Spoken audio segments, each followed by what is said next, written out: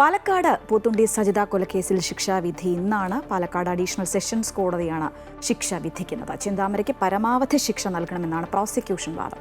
ഇക്കഴിഞ്ഞ 16-നാണ് കേസിന്റെ വാദം പൂർത്തിയായത്. വിവരങ്ങളുമായി വർഷ ഗിരീഷ് ചേരുകയാണ്. വർഷ, ഈ ചെന്താമരയ്ക്ക് പരമാവധി ശിക്ഷ നൽകണം, വധശിക്ഷ നൽകണം എന്ന് തന്നെയാണ് പ്രോസിക്യൂഷൻ വാദിക്കുന്നത്. പക്ഷേ ഇത് അപൂർവങ്ങളിൽ അപൂർവമായൊരു കേസായി കണക്കാക്കാനാകില്ല എന്നാണ് പ്രതിഭാഗത്തിന്റെ വാദം. ശിക്ഷാവിധി എപ്പോഴേക്കും ഉണ്ടാകും?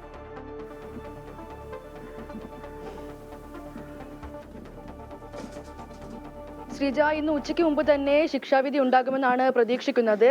പരമാവധി ശിക്ഷ, അതായത് വധശിക്ഷ തന്നെ ചെന്താമരയ്ക്ക് നൽകണമെന്നാണ് പ്രോസിക്യൂഷന്റെയും അതേപോലെ സജിതയുടെ കുടുംബത്തിന്റെയും ആവശ്യം. നമുക്കറിയാം, 2019 ഓഗസ്റ്റ് 31-നാണ് ഈ കേസിന് ആസ്പദമായ സംഭവം ഉണ്ടാകുന്നത്.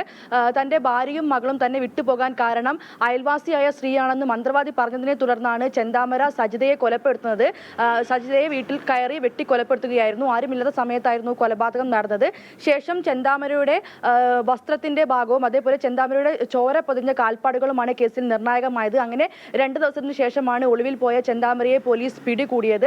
ആ ഒരു കേസിലെ വാദം കഴിഞ്ഞ 16-നാണ് പൂർത്തിയായത്. 2025 ഓഗസ്റ്റ് 4-നാണ് വാദം തുടങ്ങിയത്. ശേഷം 2025 ഒക്ടോബർ 16-ന് വാദം പൂർത്തിയായി. ഇന്നിപ്പോൾ അതിന്റെ വിധി വരും. എന്തായാലും പരമാവധി വധശിക്ഷ തന്നെ നൽകണമെന്നുള്ളതാണ് കുടുംബത്തിന്റെ ഏറ്റവും പ്രധാനപ്പെട്ട ആവശ്യം. കേസിലാകെ 44 പേരെയാണ് വിസ്തരിച്ചിരിക്കുന്നത്. ചെന്താമരയുടെ ഭാര്യ, സഹോദരൻ, അതേപോലെ സജിതയുടെ മക്കൾ തുടങ്ങി 44 പേരെയാണ് പ്രോസിക്യൂഷൻ വിസ്തീരിച്ചിരിക്കുന്നത്. 2020-ലാണ് കേസിന്റെ കുറ്റപത്രം സമർപ്പിച്ചിട്ടുള്ളത്. എന്തായാലും പരമാവധി ശിക്ഷ തന്നെ ലഭിക്കുമെന്നുള്ള വിശ്വാസത്തിലാണ് സജിതയുടെ കുടുംബമുള്ളത്.